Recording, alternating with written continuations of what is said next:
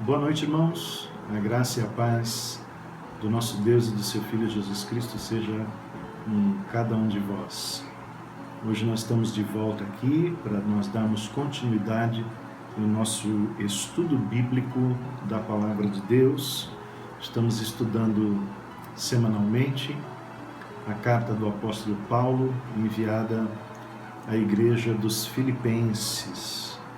Na semana anterior, nós estivemos estudando o trecho ali de Filipenses 1, nos versos 27 até o verso 30. E ali então nós vimos 3 recomendações importantes que o apóstolo deu para a igreja de Filipos, né, a respeito do bom testemunho que o crente deve ter na sua vida como cidadão do reino de Deus. Vimos também que a igreja deve andar em união, uma união de pensamento, uma união de propósito, e vimos também que a igreja precisa continuar avançando na propagação do Evangelho. Paulo, inclusive, cita que a pregação do Evangelho é uma verdadeira batalha, porque se levantam então muitas oposições contrárias ao avanço da pregação do Evangelho. Mas de qualquer forma, minha recomendação é que, se você não assistiu o vídeo anterior, que você então procure lá e você então assista, para você ter noção da sequência, também os estudos anteriores, enfim, para você ter todo o estudo aí da carta aos Filipenses. Então hoje o nosso texto do capítulo 2, nós vamos estudar somente os versos de 1 a 4, onde Paulo continua falando da igreja, trazendo ali 2 ordens importantes, ou seja, 2 imperativos, um na forma positiva e o outro na forma negativa. Mas antes de nós fazermos a leitura do texto e meditarmos no texto, nós vamos orar ao Senhor, tá bom? Então eu convido você a, nesse instante, fechar os seus olhos, curvar sua fronte, porque nós vamos falar com Deus. Oremos. Deus amado e Pai querido, nós te agradecemos, Senhor, pela oportunidade, novamente, Senhor, de estarmos aqui, explanando a Tua Palavra, Senhor, através de vídeo, e o Teu povo, Senhor, tendo a oportunidade nos seus lares de assistirem essa explanação da Tua Palavra. Nós pedimos que nesse instante o Senhor venha nos iluminar com Teu Espírito Santo, abrindo o nosso entendimento, Senhor, para recebermos o alimento da Tua Palavra para as nossas vidas, Senhor. Queremos conhecer mais de Ti, queremos conhecer mais, Senhor, a respeito daquilo que o Senhor quer para a Tua igreja nos nossos dias. Senhor, mas nós não queremos ter apenas o entendimento conceitual daquilo que o Senhor requer para a Tua igreja, mas nós queremos, Senhor, experimentar na nossa vida de cristão e na nossa vida de membro do corpo de Cristo. Nós queremos experimentar, Senhor, a prática da Tua Palavra. Abençoa, Senhor, a Tua igreja, abençoa o Teu povo, nós te pedimos, Senhor, e já te agradecemos no nome poderoso de Jesus. Amém. E amém. Graças a Deus. Então nós agora vamos fazer a leitura da passagem, Filipenses capítulo 2, a leitura dos versos de 1 a 4, aonde está escrito: Portanto, se há algum conforto em Cristo, se alguma consolação de amor, se alguma comunhão no Espírito, se alguns entranháveis afetos e compaixões, completai o meu gozo, para que sintais o mesmo, tendo o mesmo amor, o mesmo ânimo, sentindo uma mesma coisa. Nada façais por contenda ou por vanglória, mas por humildade, Cada um considere os outros superiores a si mesmo. Não atente cada um para o que é propriamente seu, mas cada qual também para o que é dos outros. Amém? A leitura então, até aí o verso de número 4, onde se encerra a nossa meditação. Bom, eu dizia então que o apóstolo Paulo aqui continua falando à igreja de Filipos, boa parte do capítulo 1 ele falou a respeito dele mesmo, de notícias da sua situação, do seu aprisionamento.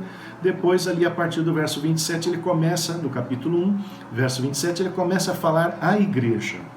E agora que ele continua então nessa perspectiva, falando à igreja de Filipos, e ele, como eu disse, traz dois imperativos, duas ordens. A primeira que ele traz está aqui então no verso de número 2, quando ele diz para a igreja assim: completai o meu gozo.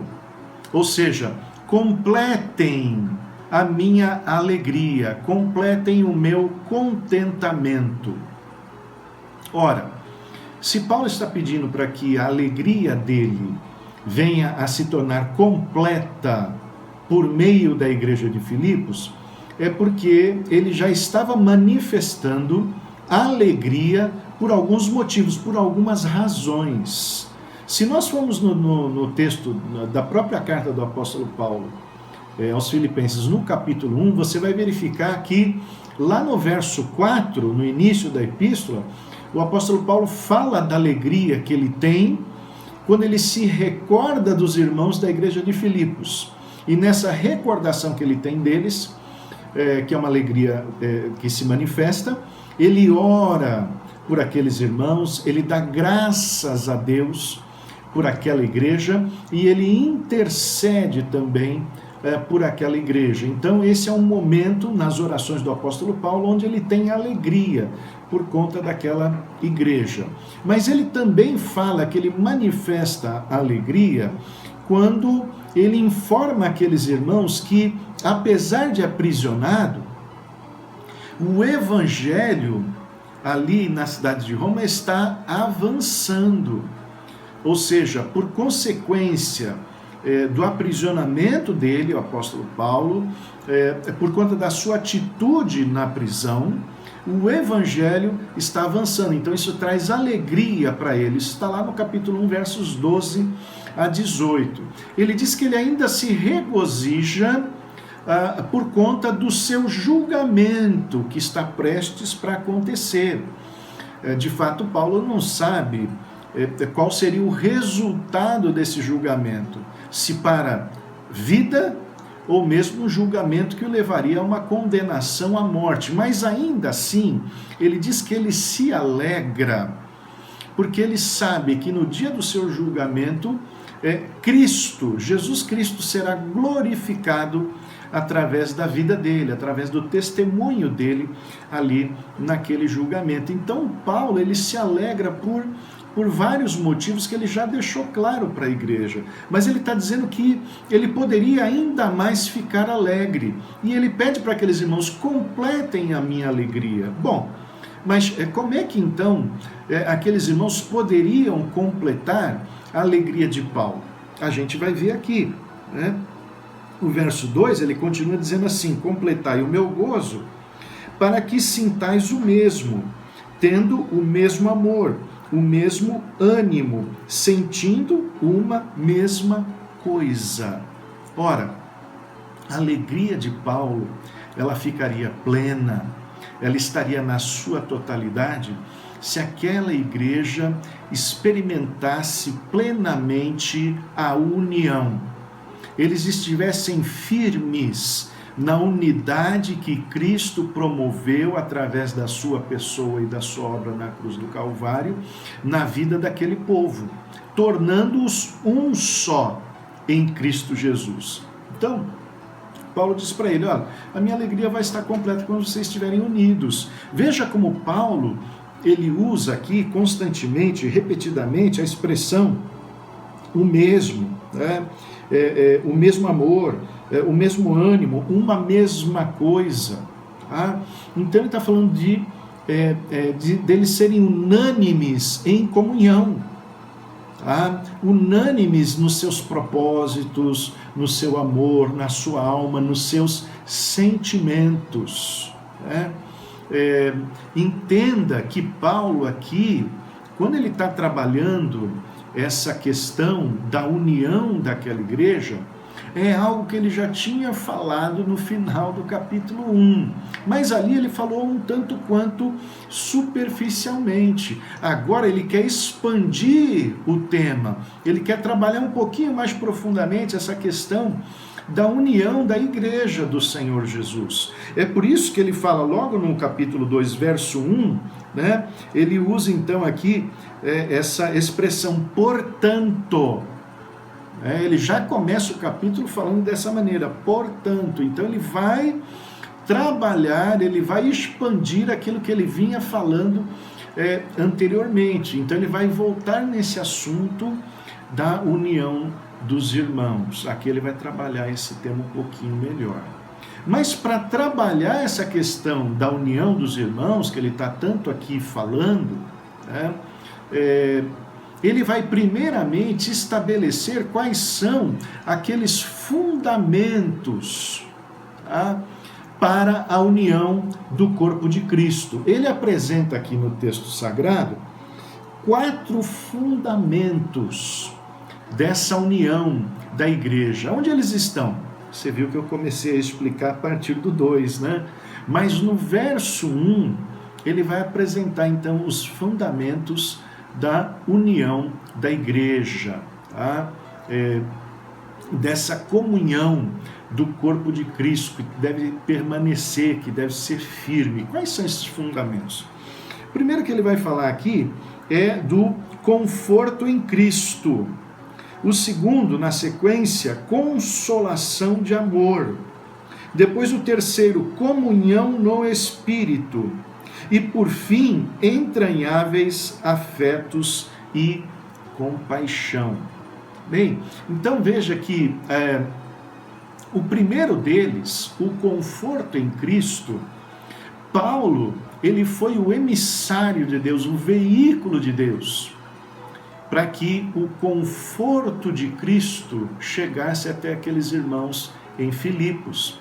Nós já tratamos aqui dessa questão, a viagem missionária do apóstolo Paulo, então entrando, né, pela Europa, e ali então entrando na Europa, a primeira cidade, Filipos, ele vai pregar o evangelho do Senhor Jesus lá. Então eles são fruto, né, desse trabalho do apóstolo Paulo. Essa expressão conforto, irmãos, ela está intimamente ligada com aquilo que é dito no capítulo 1, anterior aqui, versos 28 e 29, onde o apóstolo Paulo fala que aqueles irmãos, eles possuem, eles têm, eles são salvos em Cristo. Final do verso 28. Ele diz, olha, vocês creem em Cristo e vocês padecem por Cristo. E nós explicávamos na semana anterior, né, esse sofrimento, essa perseguição por conta do Evangelho era uma prova que de fato eles estavam no caminho certo. Eles eram servos de Cristo Jesus, não é? Então, eles poderiam, assim como o apóstolo Paulo, andar em alegria, porque eles tinham essa palavra de conforto em suas vidas. Eles tinham a salvação independente de toda e qualquer circunstância da vida. O segundo ponto aqui, esse fundamento, o segundo fundamento da união do corpo de Cristo, além de que nós somos salvos em Jesus, nós temos também a consolação de amor. Essa palavra que aparece aqui traduzida no nosso texto como consolação, é uma palavra que no texto original, em grego, aparece uma única vez no Novo Testamento. É a palavra paramiphion. Aparece então referente à ação de Cristo, que nos transmite segurança completa, Porque agora nós somos alvos do quê? Do amor de Jesus. Amém? Então, o amor do Senhor, ele nos traz uma segurança plena, porque o Senhor está conosco e ele continuamente cuida de nós. Logo, fica de fora toda aquela situação de preocupação, toda aquela situação de ansiedade. Nós não precisamos andar dessa forma. Nós não precisamos andar preocupados, porque nós temos o consolo em amor do nosso Senhor Jesus. Veja que essa palavra é bem importante para nós, tá? Sobretudo nos dias que nós temos vivido aí de grande dificuldade, onde muitos aí andam atemorizados, preocupados, ansiosos, alguns entrando em pânico, por conta daquilo o que pode ocorrer, o que vem pela frente, em virtude dessa pandemia. Mas nós podemos, e devemos andar nesse consolo de amor do Senhor que cuida de nós. Amém? Um terceiro ponto que ele fala aqui é a comunhão no Espírito Santo de Deus, que nós temos uma comunhão, que é comunhão com o Pai, através do seu Filho Jesus, e portanto essa comunhão é no Espírito Santo. Amém?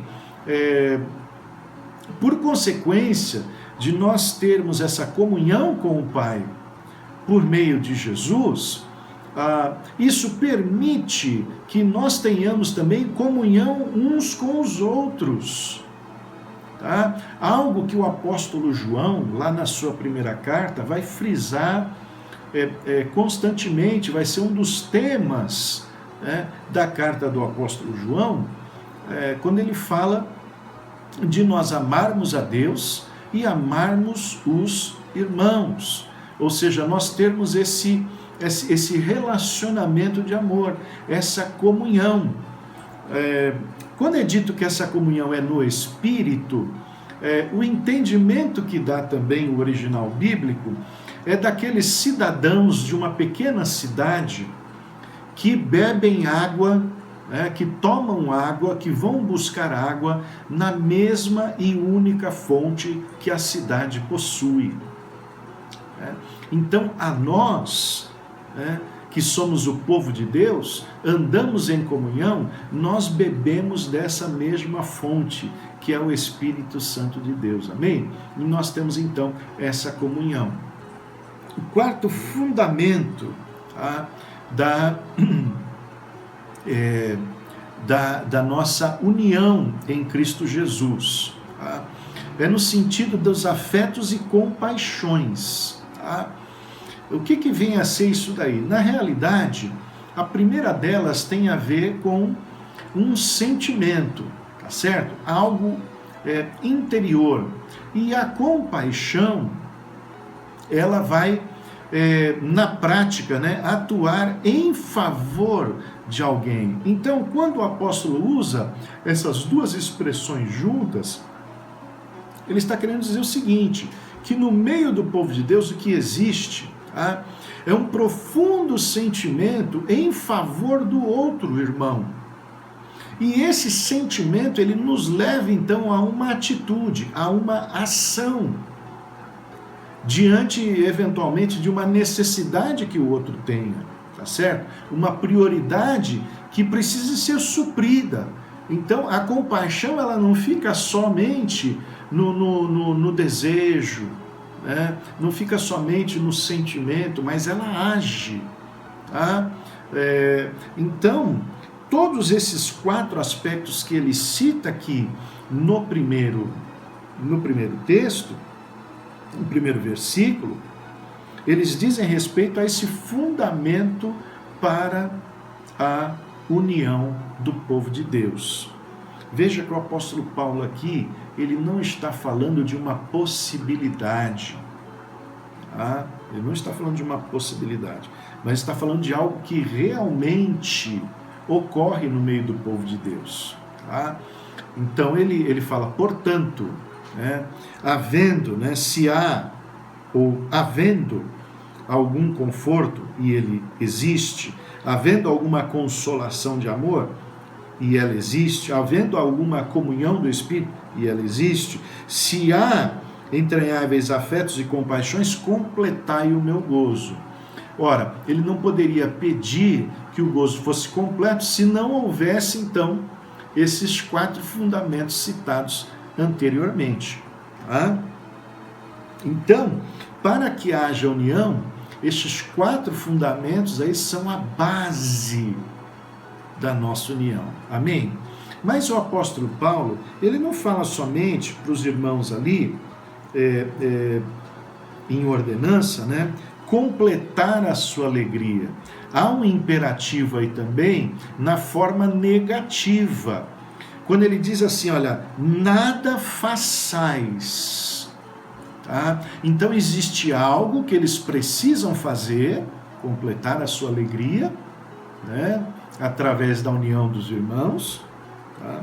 Mas tem algo que eles não podem fazer de forma nenhuma, porque se eles agirem dessa forma que ele está dizendo para não agir, vai atrapalhar completamente a união do povo de Deus, vai atrapalhar a unidade do povo de Deus.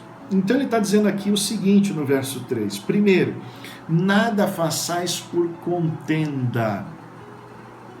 Outras versões vão dizer partidarismo, tá bom?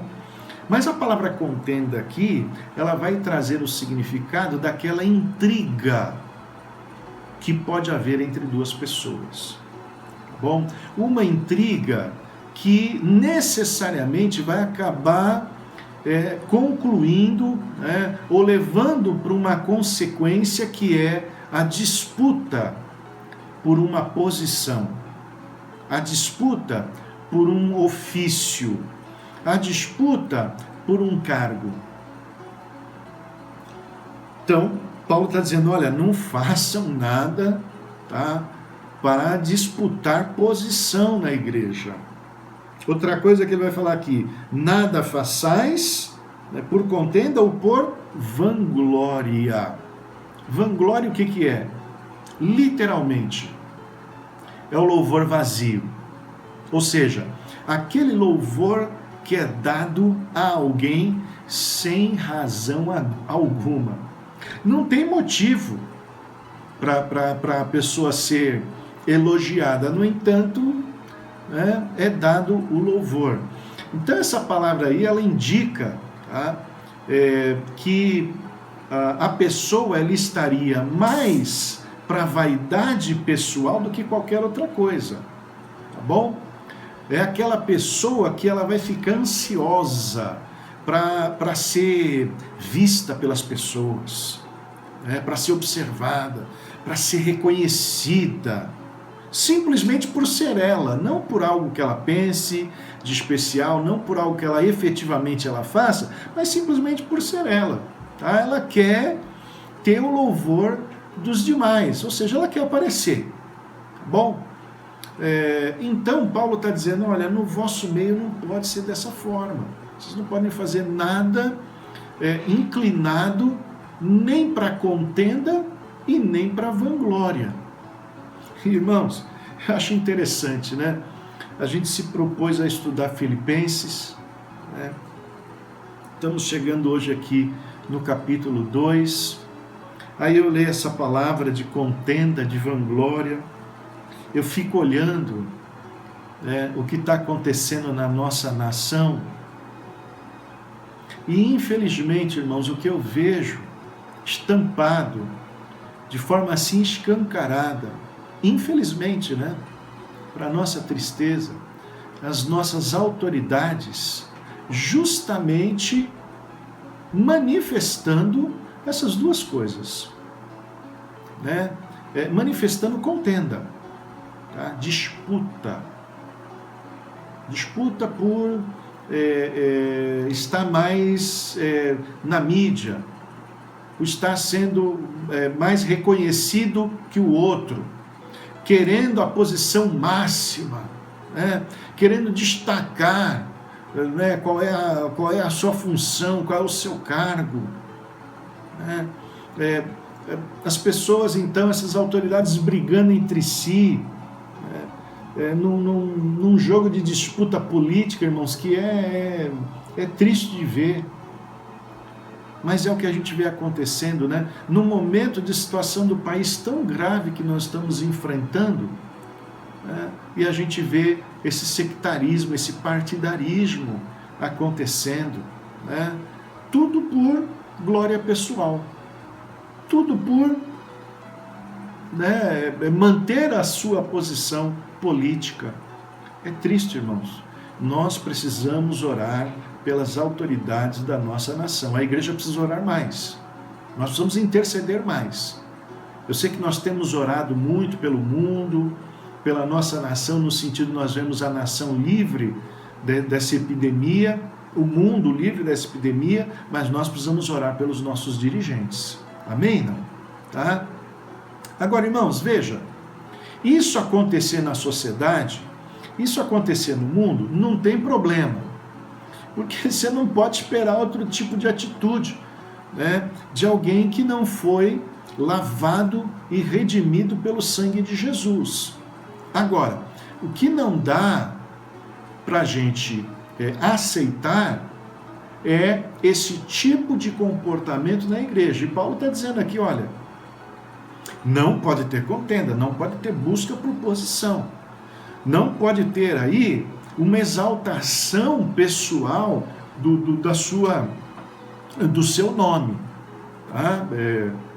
Isso não pode ocorrer. Isso vai trabalhar contra a união do povo de Deus. Ainda mais tendo em vista a grande obra que nós precisamos fazer, que é levar o evangelho para o mundo. Então Paulo está dizendo, olha, isso não pode acontecer.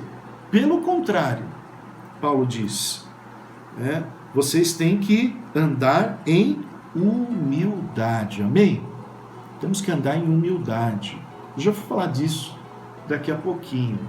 Eu só quero aqui citar um exemplo bíblico que Jesus teve que trabalhar essa questão da contenda. Jesus teve que trabalhar essa questão da vanglória. Você vai lembrar daquela passagem em Marcos, capítulo 10, lá para o final do capítulo, no verso 32, quando os discípulos, Tiago e João, eles se aproximam de Jesus. E eles se aproximam de Jesus dizendo o seguinte para Jesus, mestre, nós queremos te pedir uma coisa. E Jesus fala para eles, mas o que vocês querem? O que vocês querem me pedir? E eles falam, olha, Senhor, o Senhor assentado no teu reino, porque eles ainda tinham a perspectiva ali de um reino mundano, aquela perspectiva judaica, daquele momento ali, o Messias seria isso, venceria o governo romano, enfim, instauraria ali a autonomia novamente de Judá. Então eles falam, olha, nós queremos um sentado à tua direita e o outro à tua esquerda. Jesus fala para eles, vocês, por um acaso, vocês sabem o que vocês estão pedindo? E isso gerou uma indignação nos demais discípulos, nos outros 10, eles ficaram nervosos, ficaram bravos com essa atitude dos dois irmãos. Não porque a atitude deles não fosse virtuosa, mas eles ficaram bravos porque, na realidade, eles queriam essa posição. Cada um daqueles 10, outros 10 ali, queriam a mesma condição que eles estavam pedindo para Jesus. Queriam a mesma posição. E aí Jesus vai sentar com aqueles 12 discípulos, ele chama todo mundo para conversar. E ele começa a falar, olha, vocês têm visto as nações? Tem aqueles que das nações se assenhoreiam. Eles se tornam os líderes. Mas olha, no vosso meio não vai ser dessa forma. Aquele que quiser o primeiro vai ter que ser aquele que vai servir a todos. E aí, Jesus então, em Marcos 10:45, vai trazer aquela palavra, talvez ali, a palavra mais principal de todo o Evangelho de Marcos, quando ele diz que o Filho do Homem não veio para ser servido, mas veio para servir e entregar a sua vida em resgate de muitos. Amém? Então ali o versículo, irmãos, que é tremenda essa palavra de Jesus, porque é a base, né, da doutrina da redenção do ser humano. Nós precisamos de Jesus para ser resgatados, né, para ser salvos, e só podemos ser salvos em Jesus Cristo. Mas Jesus então traz essa lição da humildade, porque Ele mesmo é o servo humilde. Amém? Aliás, Paulo vai trabalhar essa questão aqui a partir do verso 5, mas isso vai ficar para semana que vem. Hoje nós vamos só encerrar falando dessa humildade, porque ele fala um pouquinho dessa humildade aqui, na segunda parte dos versos 3, do verso 3 e do verso de número 4. Porque a humildade aqui, irmãos, ela vai se manifestar, né, no aspecto da posição que nós temos de humildade, amém? Não? Tá? Uma posição de humildade, ou seja, o que você é? Você é um servo, amém? Não? Você é um servo, essa é a nossa posição. Tá? Agora, um servo, o que ele faz? Ele serve, ele está aí para servir o outro. Tá? Então, a humildade ela se manifesta tanto na posição, no posicionamento, quanto também na atuação desse servo. Tá? Ou seja, Paulo está dizendo para nós o seguinte: olha, o outro é superior a você. Você se coloca numa posição de humildade. Tá? E por que você está nessa posição de humildade? Porque ele vai dizer aqui, ó, não atente cada um para o que é propriamente seu, mas cada qual também para o que é dos outros. Amém? Então veja que aqui é a atitude. Atitude em que sentido? Ora, o meu interesse, ele está atrás do interesse do meu irmão. A minha necessidade, ela está atrás da necessidade do meu irmão. Amém? Então, é assim que a humildade vai se manifestar nas nossas vidas. Quando nós nos colocamos na posição de servos e quando nós atuamos nessa condição de servir o outro, botando o outro sempre em evidência e a necessidade. Se nós atuarmos assim, sobretudo aqueles que estão nas posições de liderança do corpo de Cristo, irmãos, nós vamos ter aí, né, uma união forte, amém? Que não será abalada. E nós então vamos ter aí os princípios para que a gente, como igreja, continue atuando na obra de pregação do Evangelho com sucesso. Amém? Não? Tá? Então, nós vamos encerrando o nosso estudo por aqui.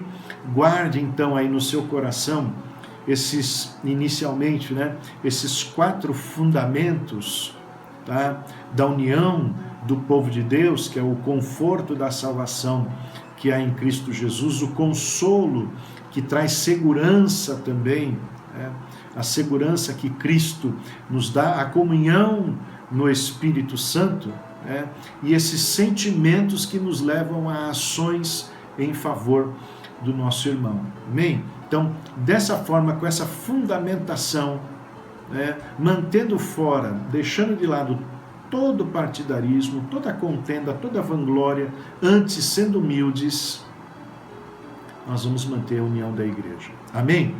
Que Deus abençoe a sua vida. Fique aí sintonizado neste canal. Nós vamos dar continuidade depois no estudo da Palavra de Deus em Filipenses, a partir do verso de número 5. Uma boa noite para todos.